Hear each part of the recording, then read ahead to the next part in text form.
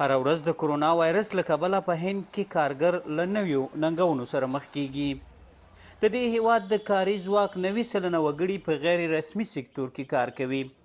اوس چې 18 میلیونو کاروبارونو فعالیت بند کړی، ورځني مزدوران اندېښمن دي چې ګواکې دا کاروبارونه به بیا پرانیستل شي که څنګه، او دوی به دندې ومومي که نه. بېوسه یو او کورونو ته پیسې نشو استولی. زموږ دندې ختمول داسې دي لکه په چا چې ډوډۍ بنده کړي. دا کسان د ټولبند ختمېدو ته انتظار نشي کولی او له بېلابېلو لارو خپلو کورونو ته روان دي. ځینو ته یوازینۍ لاره په پښو تګ دی. د پینکي په څېر د ټیټ عاید لرونکي کسان هم په لیکو کې ولاړ دي. پیسو کې به پریشانی وي. موږ سپما نه ده کړې، پیسې نه لرو چې اوس یې وکاروو او هره ورځ کار کوو چې خواړه او د ژوند لپاره اړین توکي راونیسو.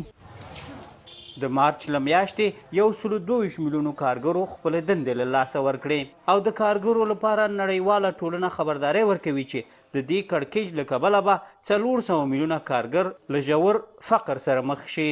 د اوږدې مودې زیان هغو ځوانانو ته رسیږي چې نن ورځ دندې نشي پیدا کولی او خپل راتلونکی خوندي کولی نشي. په دې هیواد کې به ډیر کسان ټیټ عاید ولري او پیسې به سپما کولی نشي. هغو میلیونونو کسانو چې تیره میاشتې دندې له لاسه ورکړي عمرونه یې له 30 کلنۍ ټیټ وو. له ټولبند وړاندې 40 کلن چندراکن ګجبیر رکشا چلوله. له دې سره چې لوړې زده کړې یې کړي خو کلونه وشول چې دنده نشي پیدا کولی. ما د ماسټرۍ سند اخیستی او ښوونکی یم. د څېړنې په برخه کې مې 15 لیکنې خپرې شوي او دکتورا مې هم په وروستي پړاو کې ده.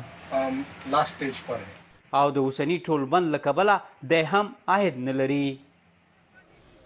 یو خوا هند له کرونا ناروغۍ سره مبارزه کوي، خو بله خوا یې د میلیونونو وګړو ژوند له ستونزو سره مخ شوی. دلته مسله یوازې د ژوند ژغورلو نه ده، بلکې د ژوند کولو لپاره هم هلې ځلې پکار دي.